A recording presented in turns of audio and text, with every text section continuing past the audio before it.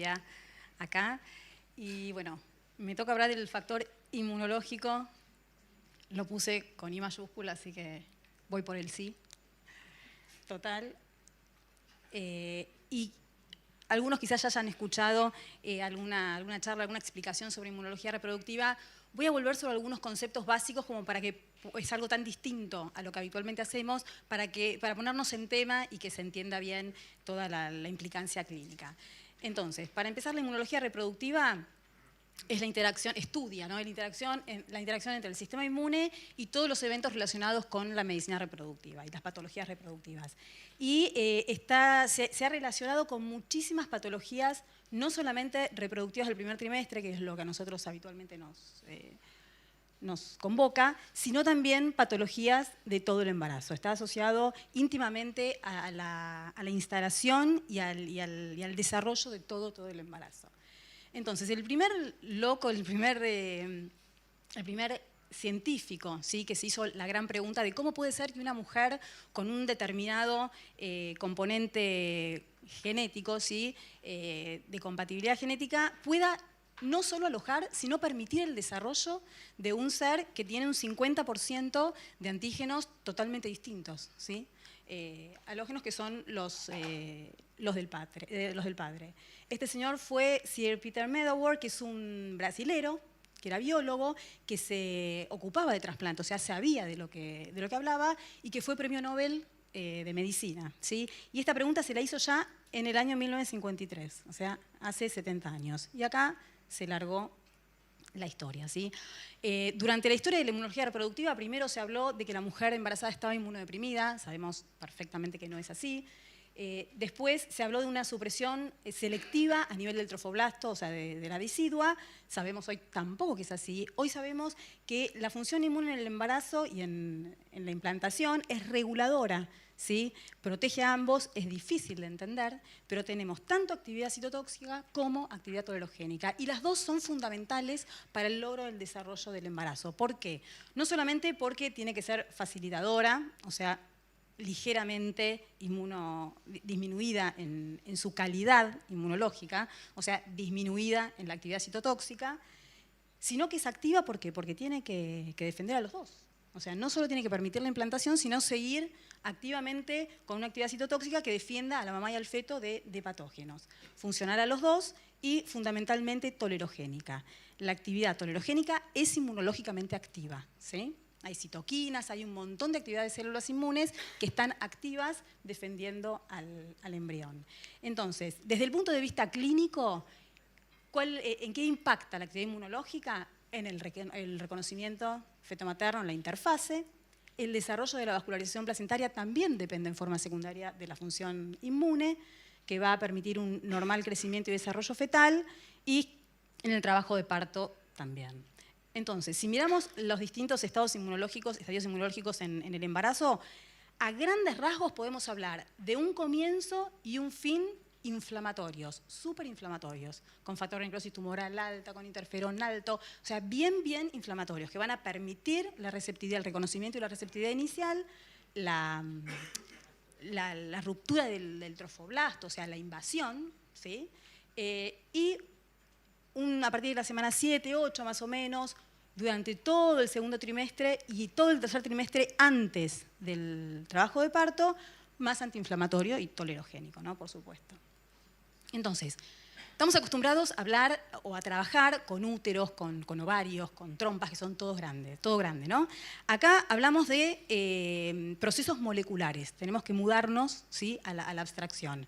Y así como en todos los tejidos del cuerpo, las células funcionan por medio de un diálogo con el medio ambiente, ¿sí? Según la proteína que encuentran, se va a unir al receptor que porta la célula, y esa unión va a generar una transcripción génica que va a determinar la función de la célula, ¿sí? Los hepatocitos van a transcribir una parte del ADN, las células de la retina otra, las células del epitelio del endometrio otra, ¿sí? Entonces, depende del estímulo que reciba el receptor, cómo va a transcribir a nivel proteico esa célula y la función que va a cumplir.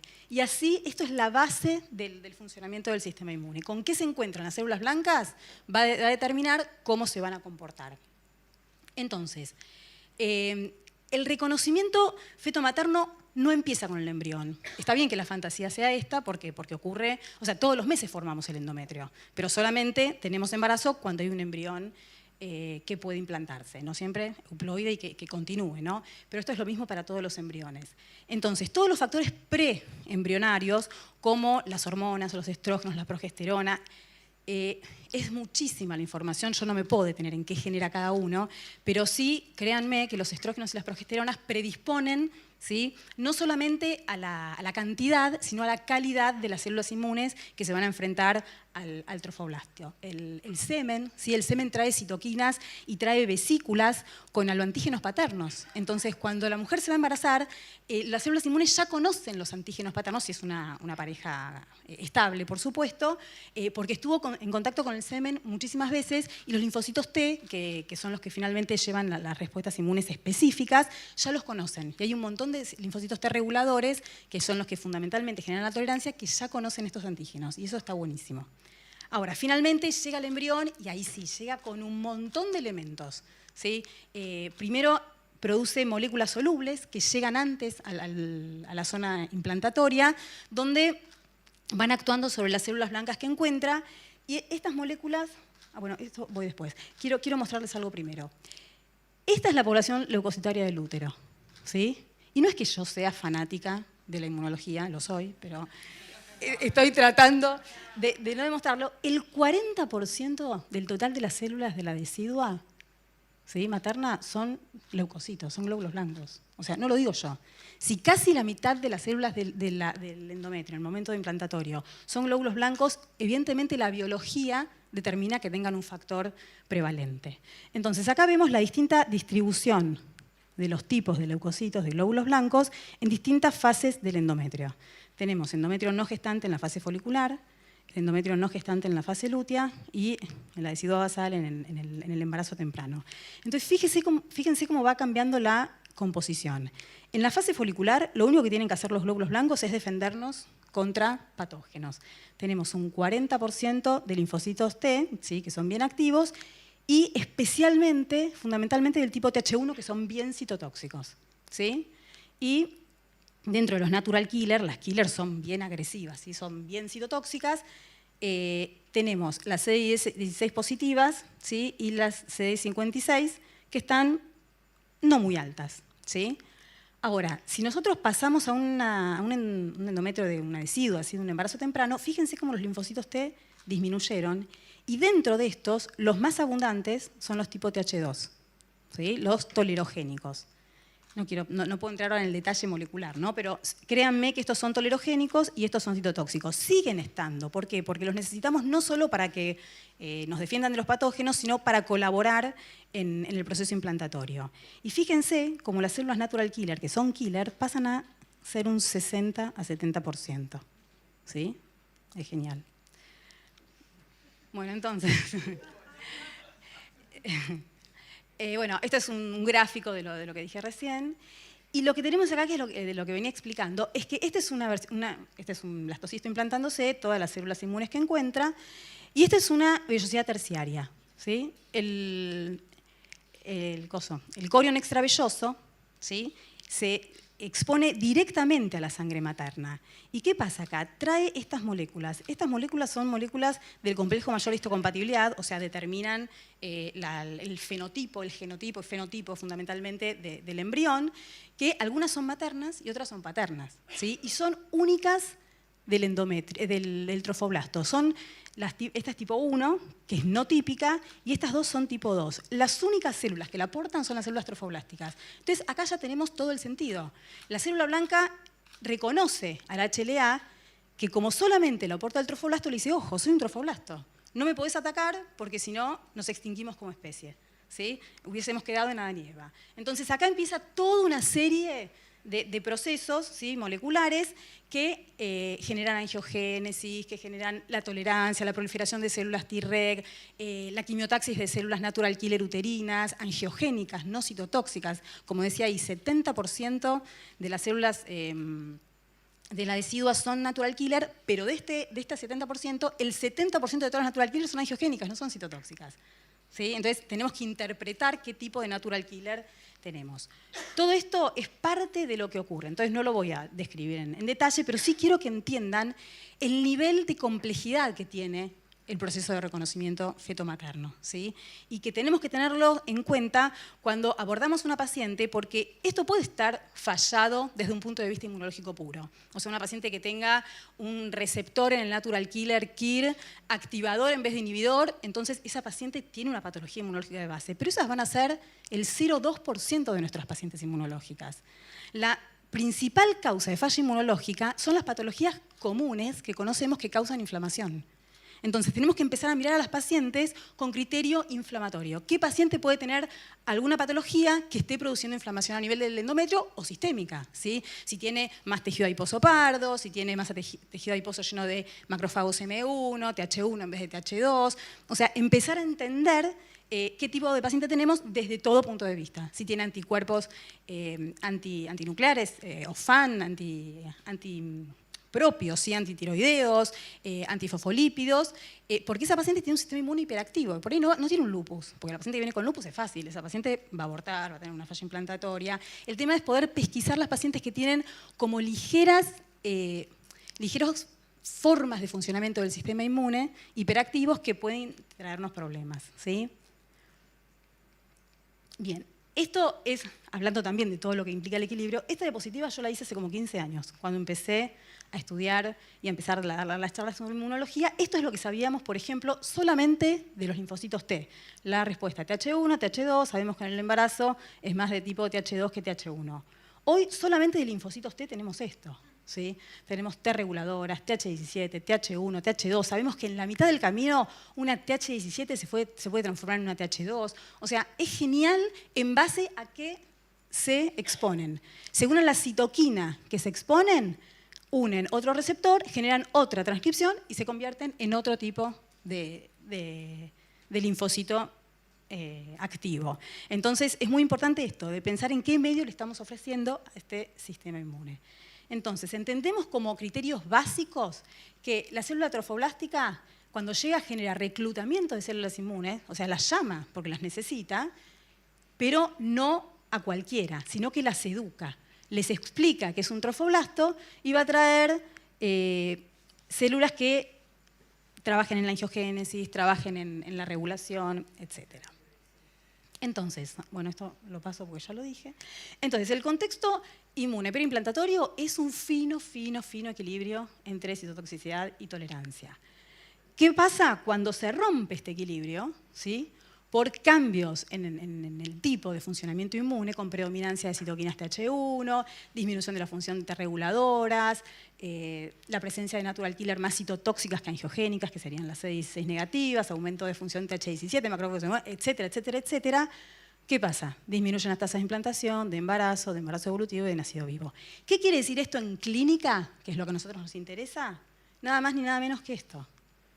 Obesidad, alteraciones en la microbiota, la presencia de endometriosis, de enfermedades autoinmunes, reumatológicas, alergias como la celiaquía, por ejemplo, o pacientes con psoriasis atópicas, infecciones, ¿sí? Pacientes con anticuerpos antitiroideos, anticuerpos antinucleares, etc. Entonces, esto sí es del día a día, no es el 0,2% que va a tener el receptor alterado del natural killer, sino que estas son nuestras pacientes con factor inmunológico.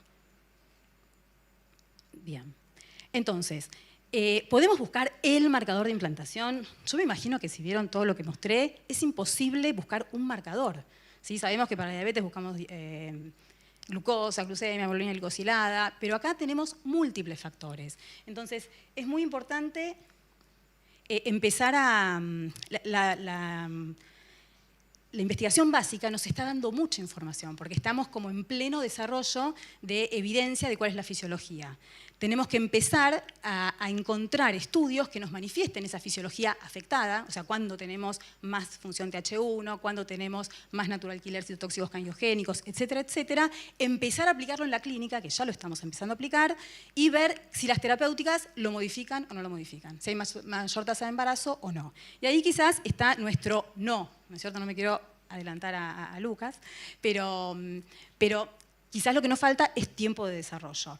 esto es un trabajo muy, muy interesante del año pasado del Fertility, que lo desarrolló la doctora Joan Joaquim con todo su equipo. La doctora Joan Joaquim es expresidenta de la Sociedad Americana de Inmunología Reproductiva, es referente de inmunología reproductiva en SRM, es una persona que sabe muchísimo, que es la jefa del Rosalind Franklin Center, que es en la Universidad de Chicago, y tiene un criterio clínico, ¿sí?, muy, muy importante. Y esto es lo que ella describe como los test más comunes, ¿sí?, o que se están desarrollando con más experiencia respecto del factor inmunológico.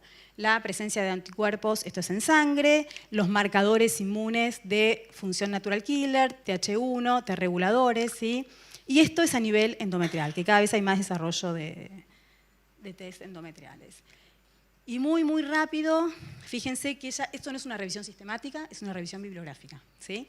Pero, como yo les hablaba, de contar los natural killer, los niveles de natural killer a nivel periférico, ¿sí? Hay cutoffs, ¿sí? Natural killer periféricos más del 18% se asocian a menores tasas de FIB, menos del 12% se asocian a más tasas de embarazo, ¿sí?, o pacientes fértiles, la caracterización de los receptores de las natural killer, la presencia de un aumento o disminución, ¿sí?, de la función de TH1, esto tiene bastante peso, el ratio Treg TH17. Después, bueno, la presencia del virus herpes 6, no la presencia del virus, sino que mujeres que tienen incorporado en su genoma, parte del genoma del virus herpes 6, tienen menores tasas de embarazo. Esto es un protoncogen que también está más frecuentemente encontrado en endometriosis, la inmunistoquímica, que no nos vamos a meter, pero no sirve todavía la inmunistoquímica, es algo que se pide mucho por deformación, como la heparina que se usa en este país porque sí, ¿sí? Esto también se está usando y no sirve aún, en algún momento quizás sirve, pero no está estandarizado, no tenemos valores normales. Entonces, me llegan muchas veces pacientes que han hecho una inmunistoquímica y si hay plasmocitos, sí, es para lo único que sirve. Si hay plasmocitos, porque hay endometritis crónica. Pero me hablan, por ejemplo, de aumentos de natural killer y no me dicen qué tipo de natural killer. Entonces, si son CD16 negativos, son angiogénicos, está buenísimo. Si son CD16 positivos, son citotóxicos. Y además no sabemos qué es normal y qué no es normal. Entonces, es esto de hacer cosas, ¿para qué? Si sirven, sí, si no sirven, por favor, no. Porque la paciente cree que tiene una patología inmune y no la tiene. Y nos ponen un brete. Los anticuerpos antinucleares y los antitiroideos, la Sociedad Europea de Tiroides recomienda el pedido de TSH y anticuerpos ATPO, ATGO en pacientes con FIB, porque hay varias publicaciones que sostienen que disminuirán las tasas de embarazo y también de recuperación de ovocitos, de fertilización, etc. Y acá hay que mostrar todo, ¿sí?, lo bueno y lo no tan bueno. Esta es la guía de ESHRE de aborto recurrente del año 2018. Y fíjense que evalúa todos estos criterios, ¿sí?, para estudio del diagnóstico de la falla recurrente. Es importante en inmunología separar lo que es aborto recurrente o las patologías obstétricas de segundo y tercer trimestre de lo que es la falla implantatoria. Interviene en todo, pero hay mucha más evidencia científica respecto de su participación en las patologías, en el aborto recurrente y en las patologías de segundo y tercer trimestre que en la falla implantatoria por ahora. E incluye ya en el 2018 el screening inmunológico. Lo defenetra, pero lo incluye. Y entonces, lo que nos muestra acá, no sé si se llega a ver, estas son los test recomendados. Dentro de la inmunología, lo único que recomienda son los anticuerpos antifosfolípidos, que el American College of Rheumatology también lo recomienda, no por su efecto en la coagulación. No quiere decir que una paciente trombofílica no va a tener falla implantatoria, porque no es así. La trombofilia no es causa de falla implantatoria, es causa de aborto, ¿sí? Y como dudoso, incluye a los anticuerpos antinucleares, ¿sí?, a la tipificación de HLA, que hay solamente un genotipo que acá sugiere, y todos los otros test inmunológicos aún no. Y esto es debido a esto que yo les estoy explicando, que estamos en camino, ¿sí? Conocemos un montón de test, pero hay que ver a quién se le aplica, qué elección terapéutica se hace, ¿sí? en base a si la paciente realmente es inmunológica o no. Muchas veces se hacen tratamientos inmunológicos en nombre de la falla implantatoria sin tener el diagnóstico, y las pacientes no inmunológicas no van a responder a los tratamientos inmunológicos. Entonces ahí está la mayoría de las fallas en los trabajos que usó Cochrane en su momento o que usaron en este caso. Lo que me interesa de acá es que, fíjense, como en el 2017 la tipificación HLA no la sugerían. Y hoy, en el 2022, ya sí sugieren la tipificación de 2 fenotipos. ¿Sí? O sea, vamos creciendo, vamos avanzando, estamos en el camino. Fíjense que en el 2017 no se recomendaba, directamente no se recomendaba el uso de gammaglobulina intravenosa para el tratamiento de la falla recurrente, del aborto recurrente, y hoy sí, ¿sí? Inclusive en altas dosis. No hace falta usarlo en altas dosis, pero o sea, en forma condicional, no strong, o sea, pero sí lo empieza a recomendar. Y me parece que este va a ser el camino. Me falta muy poquito. Estas son las recomendaciones de ESHRE para, también bastante acá, de este año, para falla de implantación. ¿Sí? Y sugiere el follow-up, ¿sí? Y en las no del todo recomendadas, pero sí sugeridas, ya está el estudio de la endometritis crónica. ¿Sí?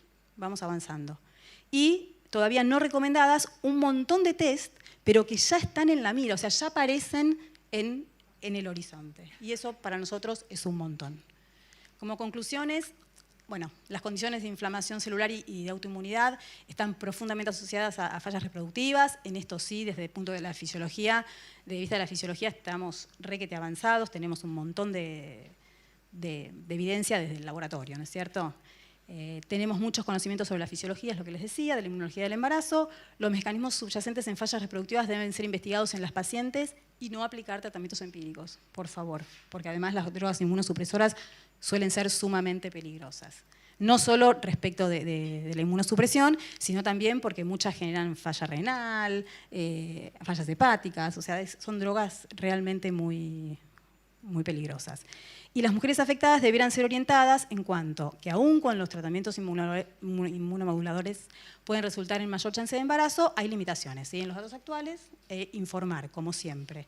La decisión debe ser tomada entre médicos y pacientes y es nuestra responsabilidad realizar investigaciones de nuevas drogas con trabajos clínicos, con randomized los trials y mostrar resultados desde nuestro lugar. Muchas gracias.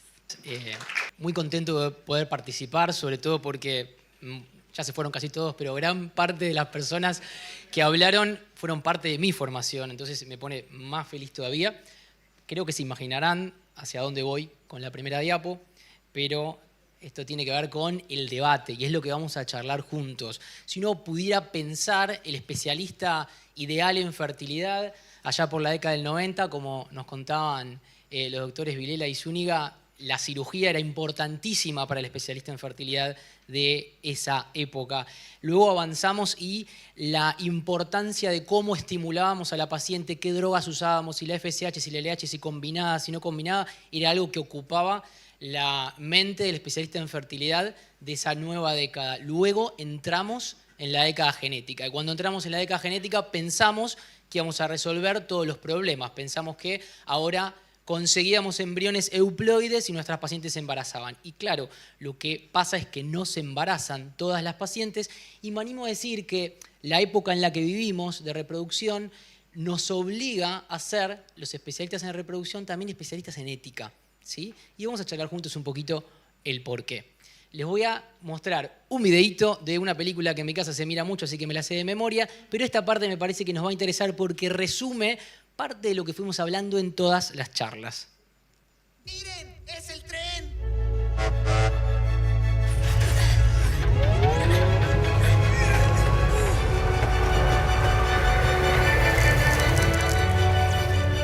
¡Ah! ¡Lo hicimos! ¡Al fin regresaremos a casa! Ay, no. Estos hechos y opiniones son tan similares. Ay, no te preocupes. Esto pasa seguido. Bien, no sé si entendieron, pero estaban subiéndose al tren del pensamiento. La protagonista muy feliz porque iba a llegar a destino, se le caen 2 cajas y mezcla el contenido de las cajas que eran hechos y opiniones. Muy angustiada le dice a su compañero, uy, ¿qué hicimos? Quédate tranquila, todo el mundo hace lo mismo. Y junta hechos, opiniones y los pone en la misma caja. Resulta que los especialistas en medicina, y en este caso en medicina reproductiva, tratamos de diferenciar hechos de opiniones ¿a través de qué? A través de la evidencia científica, a través de diferentes grados de verdades que nuestra ciencia no exacta nos permite conocer. Entonces sabemos que es una evidencia muy importante, o sea, una de las verdades más grandes que tenemos en la medicina, que cuando transferimos un embrión euploide, la tasa de embarazo de una paciente aumenta significativamente a valores que, como dijimos, no es del 100%, pero hay gran cantidad de estudios randomizados, controlados, que nos permiten definir este hecho, ¿sí? Cuando transferimos embriones euploides, a la paciente le va mejor. Es más, habían presentado cuando hablaron de las alteraciones endometriales que si transferimos, por ejemplo, 3 embriones euploides a la misma paciente, la tasa de embarazo es altísima. Es decir, la evidencia nos dice que la euploidía embrionaria es muy importante.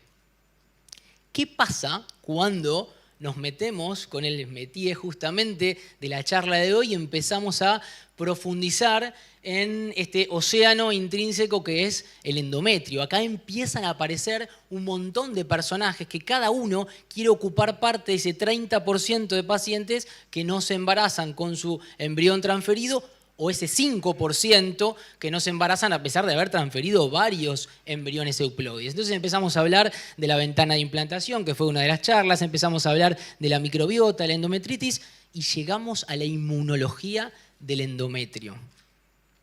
Y claro, cuando hablamos de inmunología del embarazo, personalmente, cuando escuchaba a la doctora, a mí esas opiniones me resultan recontra interesantes. ¿A quién no le puede interesar ese gráfico que hace 70 años estamos tratando de comprender de cómo puede ser que un embrión que tiene parte de su tejido que no es de la persona es reconocido y entonces, pero resulta que esa inmunología tan difícil de comprender es una inmunología que hace cientos de miles de años que los seres humanos venimos perfeccionando para que en prácticamente todas las mujeres de nuestra especie funcione bien.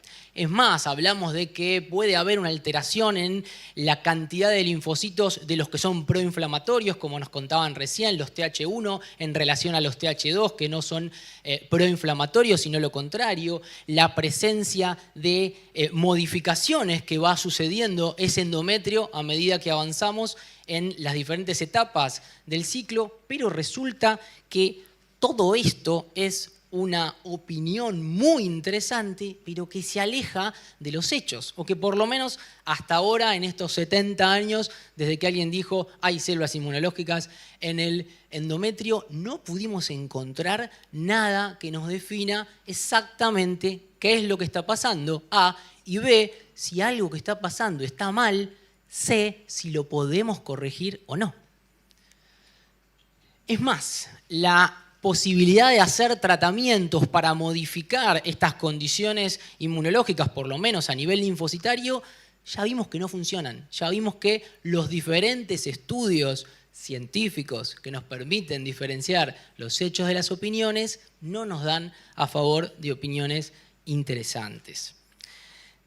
Esto es lo que me hizo un programa de inteligencia artificial cuando le describí lo que creíamos que era una célula natural killer. Esta es la película que muchas veces nos hacemos cuando pensamos en una célula natural killer, y esta es la película que a veces se le transmite a los pacientes cuando hablamos de las natural killer. Obviamente, la doctora nos mostró que las células natural killer deberíamos haberlas llamado de otra manera, tal vez natural lover, porque justamente son células del sistema inmunológico que se encargan de permitir el proceso de implantación embrionaria. O sea, gracias a las natural killer es que el embrión puede desarrollarse, como pudieron ver recién, en la interacción entre el trofoblasto y todos esos epitopes, esos antígenos que empieza a mostrarle a la mujer y que le permiten, que le dicen es por acá, que les hacen el camino para poder ingresar. Y entonces, cuando nos volvimos locos pensando en cómo decirle a la paciente que sus natural killer eran malas, Ahora vamos a ver de qué manera las empezamos a medir y si esa medición nos sirvió o no nos sirvió demasiado. Fíjense, en este estudio dijeron, bueno, vamos a medir en plasma a las células natural killer, vamos a medir luego a nivel uterino a las células natural killer y vamos a comparar qué pasa con la paciente que tiene unas y que tiene las otras. En este gráfico que pueden observar allí, da a favor del control, o sea, la presencia de células natural killer plasmáticas en la paciente no se condice con un resultado negativo en la misma. Bueno, debe ser que las uterinas son diferentes, las plasmáticas son un poco más citotóxicas. Fíjense, la diferencia entre el experimento y el control no muestra una diferencia significativa como para considerar que, bueno, ya dijimos, los linfocitos TH1, TH2, no los podemos medir, no los podemos tratar, vamos con la natural killer, no nos están diciendo nada en particular. Entonces, vamos a pensar en que dos seres humanos pueden ser incompatibles, no solo porque se revolean un cenicero y se tratan muy mal, sino tal vez porque hay algo a nivel genético que los está haciendo rechazarse. Y entonces ahí entiendo que profundizamos mucho más todavía en el conocimiento de estos receptores que tienen, por ejemplo, las células natural killer y que tienen que conocer a ese individuo al cual están entrando y que tienen que permitir ese proceso de implantación. Y sin embargo, cuando vimos las revisiones que hablan de estas valoraciones, de si medimos o no medimos el KIR en nuestras pacientes, no nos muestran ningún resultado positivo. Y es más, la FDA en algún momento prohibió el tratamiento de isoinmunización con antígenos del futuro padre hacia la madre porque lo encontró no solo experimental, sino que los efectos adversos son mayores que los beneficios. Y resulta que no nos conformamos si entonces abrimos la ventana del por si acaso. ¿Quién no tiene una paciente que lo ha venido a ver y entonces le han transferido embriones euploides, no le fue bien y entonces le han vendido, miren cómo me salió, le han ofrecido los estudios de ventana de implantación y tampoco le sirvió demasiado y resulta que después entonces decimos, bien, por si acaso. ¿Y por si acaso qué hacemos? Y por si acaso entonces le damos una medicación, y por si acaso le damos otra, y por si acaso le damos otra, y por si acaso le damos otra, y nuestras pacientes son farmacias ambulantes sin un diagnóstico ni una terapéutica adecuada. Y obviamente no es el motivo de la charla, y compartimos con la doctora el pensamiento sobre esto, pero claro, cuando abrimos la puerta del por si acaso, empieza a aparecer otro conjunto de enfermedades, casi les diría infinitas, que por si acaso deberíamos también tener que tratar. Muchos dijimos en el transcurso de este simposio qué es lo que vamos a hacer entonces con nuestras pacientes, porque vienen, porque la industria se propone ofrecerles cosas que después nos vienen a pedir y entonces ¿qué hacemos?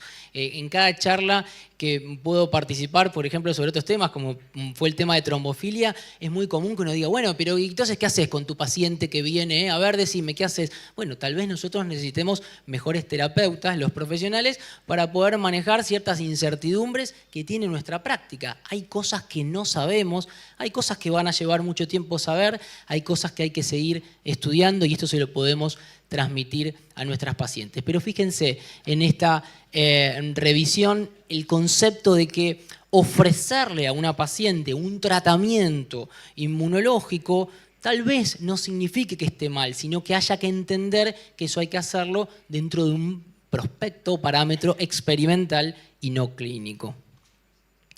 Entonces, ¿cuándo podríamos considerar a la inmunología de nuestras pacientes como un factor a diagnosticar y tratar, como un problema? Bueno, posiblemente cuando tengamos a la paciente bien controlada desde un punto de vista metabólico, hormonal, cuando hayamos podido definir adecuadamente la calidad de esos embriones, ¿sí? ¿Cuántos de nosotros tenemos pacientes que vienen y me dicen, Lucas, tengo un fallo de implantación, me transferí 3 embriones, 2 del segundo día, 1 del tercer día y que me dijeron que estaba medio feíto. Y uno dice, pucha, ¿qué será medio feíto? ¿No se puso saco y corbata? ¿Cuál será la definición de ese biólogo para considerar al embrión medio feíto? Entonces, seguramente, repito, hay un espacio que todavía tenemos que caminar y crecer y aprender en relación a la inmunología de nuestras pacientes en particular a ese pequeño grupo de pacientes que eventualmente pueden tener una condición desfavorable desde allí, pero esto debería venir posterior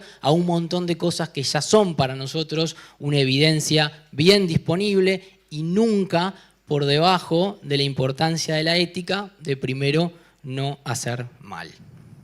Muchas gracias.